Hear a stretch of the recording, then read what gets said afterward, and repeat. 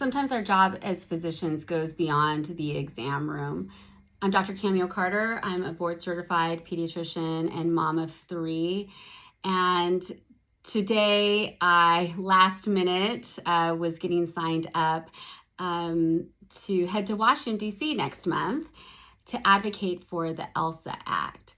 ELSA stands for Ensuring Lasting Smiles Act. And the purpose of this act is to protect patients with rare congenital disorders. It's to stop insurance companies from determining that children who are born with craniofacial abnormalities should not get the care that they need paid for because that care is considered cosmetic. This is a bipartisan bill. It is being sponsored by legislatures from both sides of the aisle. And this really, really matters. These surgeries are not optional. They are life-saving, function-restoring, and dignity-preserving. Insurance denials create overwhelming financial and emotional stress to families that are already navigating a complex medical system. So I have amazing patients, and I'm so lucky to have been able to take care of so many since they were born. And I am so lucky to have been asked to go with the family of one of these patients who is going to Washington, D.C. next month to advocate for this act. She has something called cranial frontal nasal dysplasia, or CFND. It's a rare craniofacial disorder that occurs in about 1 out of 100,000 births.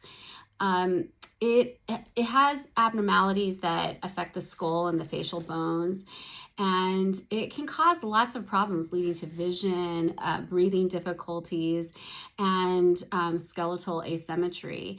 And it means that there needs to be extensive multi-staged surgeries requiring multiple specialists.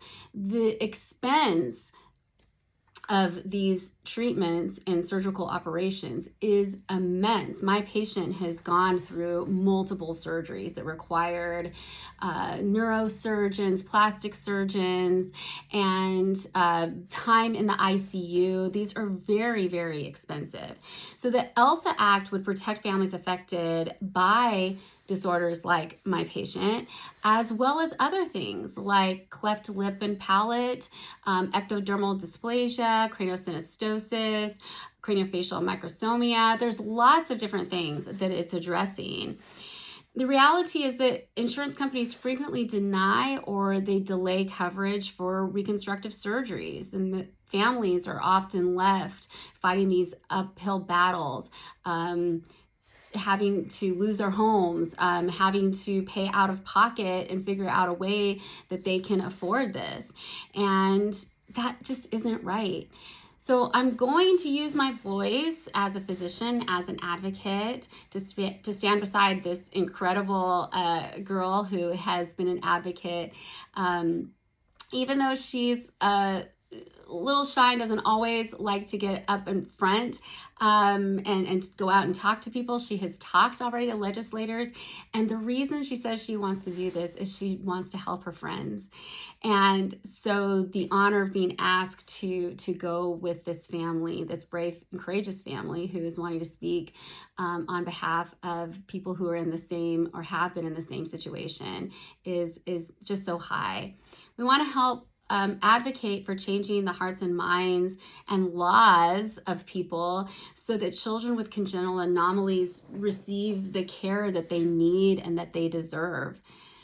So I have a request to ask of you with this At the End of the Day podcast today. Take a moment, if you can, to contact your representatives in Congress and ask them to help support the ELSA Act.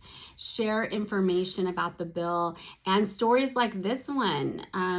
Find ways to share stories with social media.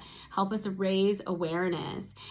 Insurance companies are a problem in many areas, and we need to find ways that all the money that we're paying to them can actually go to helping patients where they need it. I encourage others, parents, physicians, community members to speak up. Advocacy matters. I'm really honored to stand with my patient and with her family and all of these families facing challenges like this. That's why the ELSA Act matters, and why your voice matters too. There's a lot of things we have to care about, and I think that speaking up whenever we can is helpful.